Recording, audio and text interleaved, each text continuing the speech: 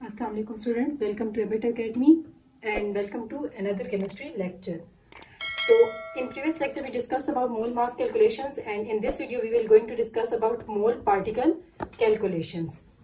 Mole particle calculation basically क्या है, relationship between number of moles and Avogadro number. यहाँ पे आपको simple जो है कुछ equations दी जाएंगी जिसकी basis पे आप वो कैलकुलेशंस कर सकते हो, वो न्यूमेरिकल सॉल्व कर सकते हो जिनमें गिवन डेटा दिया हो और आप उसको फॉर्मूला में पुट करके वैल्यूज कैलकुलेट कर सकते हो।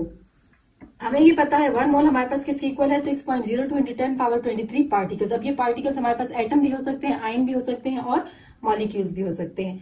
तो फर्स्ट फॉर्मूला बेसिकली क्या है, नंबर ऑफ मोल्स कैलकुलेशन के लिए है। अगर आपके पास नंबर ऑफ पार्टिकल्स न्यूमेरिकल में गिवन हो और एवोगैड्रो नंबर आपको ऑलरेडी मालूम है कि वो आपके पास क्या है, तो आप नंबर ऑफ मोल्स कैलकुलेट कर सकते हो। नंबर ऑफ पार्टिकल्स आपने को एन से रिप्रेजेंट किया जाता है और एवोगैड्रो नंबर को एन ए से रिप्रेजेंट किया जा सकता है। इस इक्वेशन के थ्रू आप नंबर ऑफ मोल्स कैलकुलेट कर सकते हो। सेकंड है, अगर आपको नंबर ऑफ मोल्स गिवन हो न्यूमेरिकल में तो आप नंबर ऑफ पार्टिकल्स जो है वो इजीली कैलकुलेट कर सकते हो क्योंकि एवोगैड्रो नंबर की वैल्यू हमें पता है। नंबर ऑफ पार्टिकल्स अगर करना है तो आप किस तरह करोगे, नंबर ऑफ मोल्स को मल्टीप्लाई कर दोगे एवोगैड्रो नंबर से, क्रॉस मल्टीप्लीकेशन की, तो आपके पास इसकी वैल्यू कैलकुलेट कर सकते हो। यहाँ पे नंबर ऑफ मोल्स आप पुट कर दोगे और एवोगैड्रो नंबर हमारे पास इक्वल है 6.02 × 10⁻23 पार्टिकल्स के, तो इसके थ्रू आप कर सकते हो नंबर ऑफ पार्टिकल्स की कैलकुलेशन। अब मूव करते हैं कि ये 3 टर्म्स जो हैं ये आपस में कैसे रिलेटेड हैं और कैसे वैल्यू हम कैलकुलेट कर सकते हैं। सबसे पहले हमारे पास है number of moles. Number of moles की वैल्यू हमारे पास कैसे आ सकती है कि जब मास इन ग्राम को हम डिवाइड करेंगे मोलर मास पे तो हमारे पास नंबर ऑफ मोल्स आ जाएगा।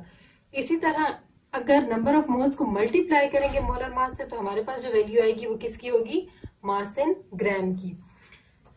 2 फॉर्मूले हमारे पास इधर से आ गए।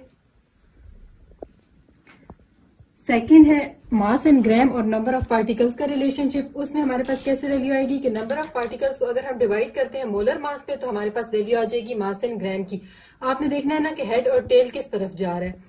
अब यहाँ पे मास इन ग्राम को आप मल्टीप्लाई करेंगे मोलर मास से, मास इन ग्राम को मल्टीप्लाई किया मोलर मास से तो हमारे पास जो वैल्यू आएगी वो किसकी आएगी, नंबर ऑफ पार्टिकल्स की। अब आ जाते हैं फिफ्थ वन पे। फिफ्थ वन हम इन दोनों के रिलेशनशिप को शो करेंगे। ये है नंबर ऑफ मोल्स और ये है नंबर ऑफ पार्टिकल्स। अब देखिए हेड टू टेल की तरफ, नंबर ऑफ मोल्स को अगर हम मल्टीप्लाई करेंगे मोलर मास से तो हमारे पास जो वैल्यू आएगी वो नंबर ऑफ पार्टिकल्स की आएगी। इसके अलावा अगर नंबर ऑफ पार्टिकल्स को हम डिवाइड करेंगे मोलर मास पे तो हमारे पास आ जाएगी नंबर ऑफ मोल्स की वैल्यू।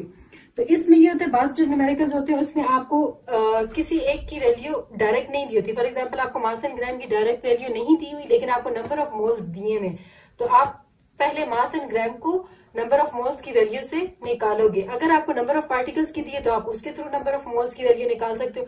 मतलब कोई ना कोई एक कंपोनेंट मिसिंग होगा तो ये जो फार्मूलाज हैं इनके थ्रू आप उस एक की वैल्यू निकाल के फिर उसको किसी दूसरे जो फार्मूला रिलेटिव फार्मूला होगा उसमें वैल्यू पुट करेंगे। क्योंकि बाद टाइम आपको कंफ्यूज करने के लिए जो है वो कोई ना कोई वैल्यू मिसिंग दी होती है, वो इस तरीके से कि आपने इनमें से किसी एक फार्मूला के थ्रू उसकी वैल्यू डिटरमिन करनी होती है और फिर उसको स्पेसिफिक फार्मूला में पुट करना होता है।